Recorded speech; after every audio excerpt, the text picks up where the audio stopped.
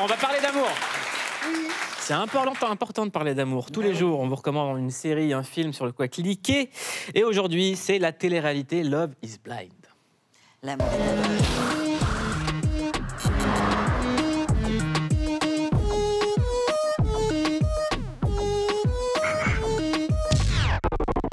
Aujourd'hui, Click vous recommande Love is Blind, l'émission pour tomber amoureux ou presque. Vous allez choisir un mari sans jamais l'avoir vu. Si vous aimez le suspense du Bachelor, ou si, comme Marc, vous êtes à la recherche de la femme parfaite. La femme de ma vie, elle doit être belle. Le Qu'elle soit physique. belle. Vous allez adorer cette émission où une trentaine d'hommes et de femmes cherchent l'amour. Je recherche un homme qui m'aimera pour celle que je suis, et pas pour mon physique. Le but du jeu est donc de faire abstraction du physique, même si certains n'ont pas bien compris le concept. Tu cherches quoi chez une femme? Qu'elle soit en forme. T'as quel âge? 33 ans. Je les préfère plus jeunes. Je m'entends mieux avec les gens qui font du sport. Tu fais quelle taille? C'est une blague? Des séances de speed dating sans se voir qui donnent lieu à des demandes en mariage originales. Je mets un genou à terre pour la toute première fois de ma vie. Veux-tu m'épouser? Veux-tu être ma femme? Mon Dieu. Comme dans toute télé-réalité, les choses s'enchaînent ensuite très vite, jusqu'à ce que les fiancés se rencontrent pour de vrai. Oh, wow.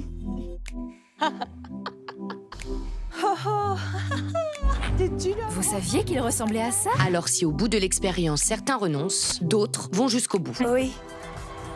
La 3e saison de Love is Blind démarre demain, avec cette question qui nous brûle tous les lèvres. L'amour est-il véritablement aveugle? Pour en parler, nous sommes avec Sophie Peters. Vous êtes psychanalyste et auteur du livre « Du plaisir d'être soi » aux éditions J'ai lu. Alors, l'amour est-il véritablement aveugle? C'est une très bonne question. Vous savez, le proverbe dit « L'amour nous rend aveugles et le mariage nous redonne la vue. » Alors, pourquoi il nous rend aveugles, en fait? Parce qu'on idéalise, en fait. On a envie que ça marche. Même si au début, vous savez, au tout début d'une rencontre, il y a bien des petits trucs qu'on voit, on se dit ça non, ça oui, Les ça moustiques, non. Ouais, les moustiques, par exemple. Et puis, en fait, on va passer outre. Et la difficulté, c'est si on passe trop outre trop de choses, alors à un moment donné, il y a un point de bascule. Et quelquefois, ça va être, on va dire, dans le mariage, mais dans le réel.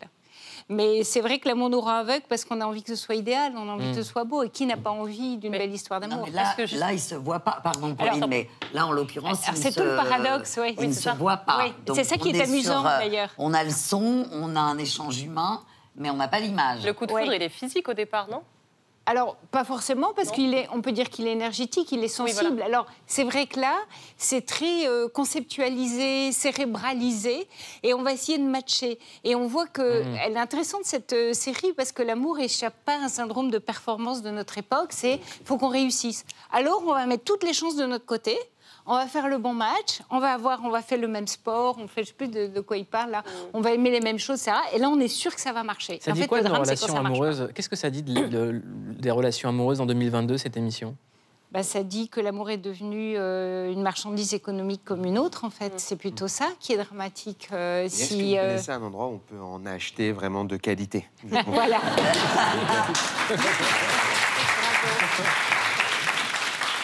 J'adore la question. Non, mais ça en dit beaucoup sur l'évolution du rapport à la séduction aussi. Oui.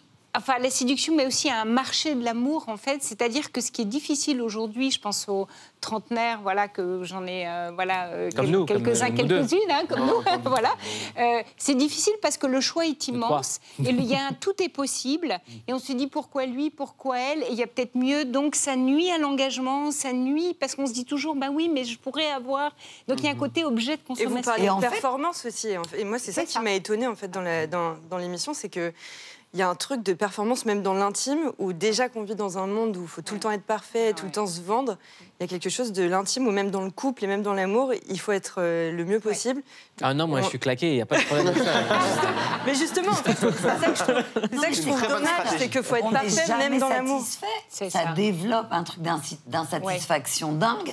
En plus, c'est complètement addictif, c'est comme une chirurgie esthétique, quoi. On s'arrête plus, on fait une date, 2 dates, 3 dates. Oh je vais trouver mieux, au suivant. Et alors, est-ce que les applis de rencontre ont tué l'amour au sens où on le connaissait jusque-là? Ils ne l'ont pas tué parce qu'il n'y a plus de rencontres au coin de la rue et il n'y a plus de rencontres maintenant dans l'espace professionnel parce qu'on n'ose pas se draguer. Donc on ne peut pas dire que les applis l'ont tué parce que malheureusement, c'est le seul endroit. En même temps, il y a eu un peu de l'abus. Voilà, c'est que en fait, le problème, c'est qu'on ne sait pas ce que chacun cherche dans l'appli. C'est-à-dire que vous en avez qui cherchent le grand amour romantique, ok. Puis il y en a qui cherchent, on va dire, pardonnez-moi, mais le plan cul. Voilà, j'ai des chiffres sur qui cherche quoi sur les applis. Ça fait un peu flipper. Les femmes qui utilisent les applis, c'est à 35% pour un coup d'un soir, alors que les hommes, c'est 67%. Incroyable. Je pense qu'elles osent moins le dire. Peut-être que les femmes, c'est peut-être 45, mais elles osent moins l'avouer. Et les hommes, c'est 90, un peu, 95. C'est comme les électeurs de... Bah, bref. Non, mais par contre, si on trouve l'amour sur les applications aujourd'hui, évidemment, 30% des Français ont déjà été sur un site de rencontre. Et depuis le premier confinement, c'est un quart des Français qui se sont mis en couple, qui ont été en couple grâce à une application. C'est quand même énorme, un quart. C'est vraiment le moyen de se rencontrer aujourd'hui. Donc, on ne peut pas dire que voilà, l'appli est impossible. Par contre, effectivement, après, il y a une façon, mais c'est comme tous les usages numériques, il y a une façon de s'en servir, une façon de s'y présenter, une façon de s'y rencontrer. Et donc, c'est plutôt comprendre, être au clair avec ce qu'on cherche soi-même. Et là, du coup, on va aller plus vite. Donc, si je ne vais pas sur les plateformes de rencontres, finalement, je me demande si je ne suis pas complètement marginale aujourd'hui. Mais non, mais t'as daté il n'y a pas longtemps, Agnès. Il vous a vu. C'était pas sur une appli de rencontre. Non. Tu vois, c'est quand même une personne qui m'a fait la cour à l'ancienne. Et ça s'est bien passé? Et ça s'est pas mal passé, en tout cas. T'as vraiment fait ça? T'as vraiment fait? Ça, c'est un non, ça. Ça, c'est non, ça. Après, il y a le body language. Non, mais voilà, j'ai eu... D'abord, je savais à quoi il ressemblait, ce qui n'est pas le cas de Love is Blind. Moi, il y en a un qui m'a fait marrer, parce qu'il était content. Il était hyper content. Ça matchait très bien avec la fille dans sa capsule, là. Quand il est parti au Mexique avec elle, c'était cool. Mais à un moment, il dit, j'ai l'impression d'être avec ma tante. Et finalement, le physique a quand même un peu bloqué le... Mais j'ai l'impression qu'à la fin, c'est même pas le physique, c'est leur critère. J'ai l'impression que c'est même pas le physique, c'est vraiment qu'ils se disent, il faut que l'autre soit parfait. Mais arrêtez de critiquer l'époque, c'est comme ça. Toi, t'allais voir des gens. Charlotte, t'allais voir des gens ce matin dans le coin. Oui, je suis allée me balader, je me suis dit, comment ils se dataient, les vieux, à l'époque. Comment ça se passe. Donc, les vieux ont été jeunes, Charlotte, et un jour, tu seras vieille. Je leur ai dit, comment ça se passait à votre époque. Regardez, j'ai posé la question. Est-ce que vous vous souvenez de votre premier encart? Oui. C'était quelqu'un à qui j'avais donné rendez-vous. On couchaillait pas, hein. On faisait quoi, alors? Ah bon, on faisait rien du tout. Mon premier encart, c'était avec mon mari. J'étais en vacances à la campagne chez ma tante et il habitait la maison à côté. On s'est écrit, on s'est revus et puis on s'est mariés. Il y avait les surprises parties, figurez-vous. Les surprises parties? Vous n'avez jamais entendu parler de surprises parties? Non. Les gens se regroupaient, il y avait un tour de disque, on dansait. Voilà, on buvait un peu. Et on trouvait l'amour après? Parfois. Une dernière question, monsieur. Vous pensez quoi des applications de rencontres aujourd'hui? J'ai même pas Internet.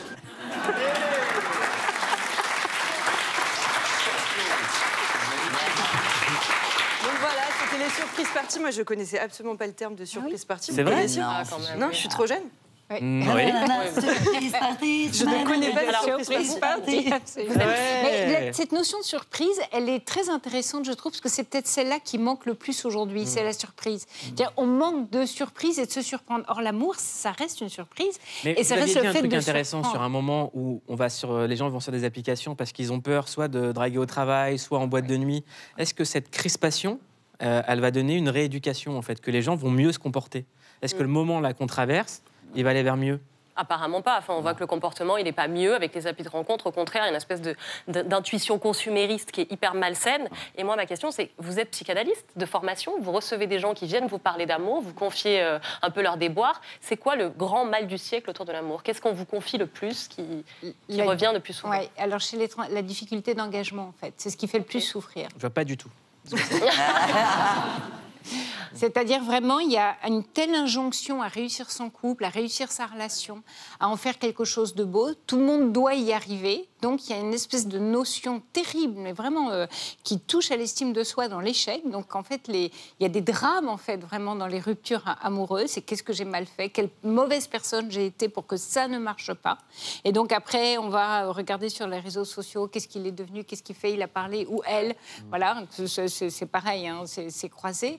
Et vraiment, cette difficulté, parce que si on s'engage, alors c'est à la vie. Je pense qu'il y a une idéalisation du mariage, de la vie à deux, de la longévité du couple, comme si c'était vraiment quelque chose, le Graal à obtenir, en oubliant que, non, il n'y a pas de risque zéro sur l'amour et que la beauté de l'amour, c'est sa notion de risque, justement. Est-ce qu'on peut encore croire au coup de foudre, à l'amour d'une seule vie? Est-ce qu'on peut croire à ces choses-là encore? Oh oui, pourquoi on n'y croirait plus? Pourquoi pas? Oui. En fait, pourquoi on peut y croire? C'est parce qu'on le fabrique quelque chose à deux. Je crois qu'on oublie que dans l'amour, il y a un truc qu'on bricole. On va dire on bricole, en fait. C'est-à-dire que, en fait, on se rencontre, on se plaît, c'est super, on démarre un truc, puis on se dit non, ça vaut le coup quand même. Allez, on y va en fait, et on va construire, et on oublie cette construction. Comme on est dans un monde de l'image hyper narcissique, tout le monde court à être le plus beau, le mieux, et à se complaire, et le beau couple, et il est parfait pour toi, tu es parfaite pour lui, etc. Et tout ça encombre en fait la relation, la surprise, tout ce qu'elle peut générer de beau et d'unique en fait. Moi, ce que j'entends, c'est qu'il faut travailler un peu dans l'artisanat plutôt que d'essayer d'acheter quelque chose de tout fait et d'avoir confiance dans ce qu'on peut apporter, nous, dans la relation. En fait, c'est pas deux immeubles qui vont bien ensemble et qui se ressemblent, c'est deux maçons qui construisent un immeuble. Exactement. Ça, c'est très... Attention, là, vous volez votre métier, attention. Tu devrais appeler ça les maçons du cœur. Ça rebondit, ça rebondit. On est en 2022, 30 secondes. J'aimerais qu'on aille faire un tour en 1978, voir comment ils imaginaient l'amour après l'an 2000.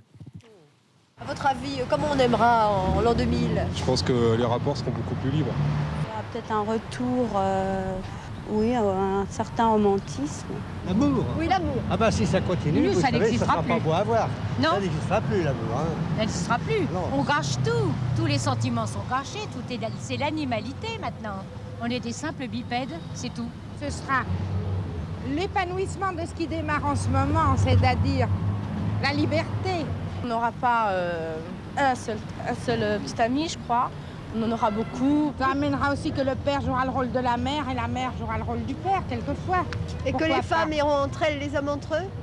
Pourquoi pas, si ça leur plaît? Et il n'y aura pas de l'amour en l'an 2000. Ce serait plutôt un ordinateur qui distribuera plus ou moins l'amour, la sensation? Oui, la sensation. Tout serait programmé, là. Eh ben, moi, tout ce que j'ai envie de dire, c'est que tout le monde avait raison. Il n'y a pas une réponse, chacun a sa réponse, chacun a son amour, chacun a son destin. Merci Sophie Peters.